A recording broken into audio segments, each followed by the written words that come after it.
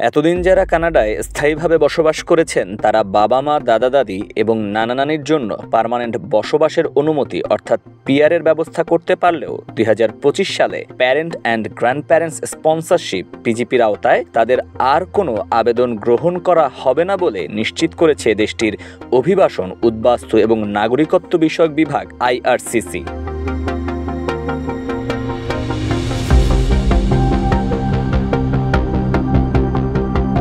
এতে করে পিআর নিয়ে যেসব বাংলাদেশি কানাডায় আছেন তারা বাবা মা নিয়ে আসতে চাইলে পড়বেন বড় ঝামেলায়। IRCC জানিয়েছে 2024 সালে যারা পিজিপি আবেদন করেছেন নতুন বছরে কেবল সেসব আবেদনপত্র নিয়ে কাজ চলছে। তবে কেউ চাইলে দেশটির সুপার ভিসা সুবিধার আওতায় নিজের নিকটাত্মীয়দের কানাডা বসবাসের সুযোগ করে দিতে পারবেন। এই ভিসার আওতায় এক নাগারে 5 বছর কানাডা থাকার সুযোগ মিলবে। অভিবাসীর সংখ্যা কমাতে 2025 সালে কানাডা 20% পিআর সুবিধা হ্রাসের সিদ্ধান্ত নিয়েছে। এতে করে বছরের শুরুতেই প্রভাব পড়েছে পিজিপি প্রোগ্রামের উপর।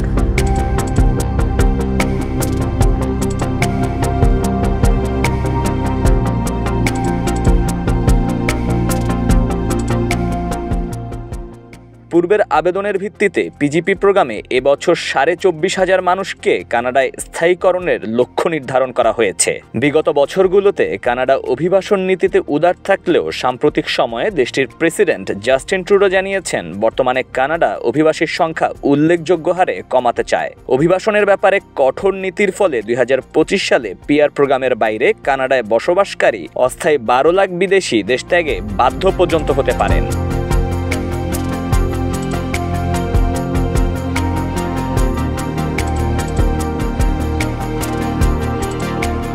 এদিকে IRCC প্রতি বছর পিআরের সুবিধা কমানোর সিদ্ধান্ত নিয়েছে।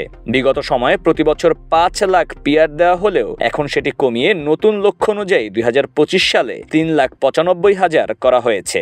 এই সুবিধা 2026 সালে 3,80,000 এবং 2027 সালে আরও কমিয়ে 3,65,000 নির্ধারণ করেছে দেশটি। 2025 সালে নির্ধারিত লক্ষ্যমাত্রা অনুযায়ী 94,500 ফ্যামিলি অর্থাৎ পারিবারিক ভিসা দেওয়া হবে। এদের মধ্যে 70,000 ভিসা পাবে স্থায়ী বসবাসকারীদের স্ত্রী সন্তানরা। ট্রুডো সরকার কানাডার জনসংখ্যা বৃদ্ধি থামানোর প্রয়াস হিসাবে এই নীতি গ্রহণ করেছে। 2015 সাল থেকে উদার নীতির আওতায় বিগত এক দশকে কানাডায় অভিবাসীর সংখ্যা বেড়েছে বহুগুণ। এতে করে দেশটির স্বাস্থ্যসেবা ও আবাসন সুবিধা চ্যালেঞ্জের মুখে পড়েছে। তাই অভিবাসনের উপর কড়াকড়ি আরোপে অটুট থাকছে দেশটির সরকার। কানাডার অটোয়ায় বাংলাদেশ হাই কমিশনের সর্বশেষ তথ্য অনুযায়ী বর্তমানে দেশটিতে 1 লাখেরও বেশি বাংলাদেশি স্থায়ীভাবে বসবাস করছেন। এতদিন কানাডায় কাজ পাওয়া কিংবা পিআর সুবিধার জন্য বাংলাদেশিরা বেগ না পেলেও দিনকে দিন পরিস্থিতি কঠিন হয়ে উঠছে বলে জানাচ্ছে দেশটিতে বাস করা বাংলাদেশিরা।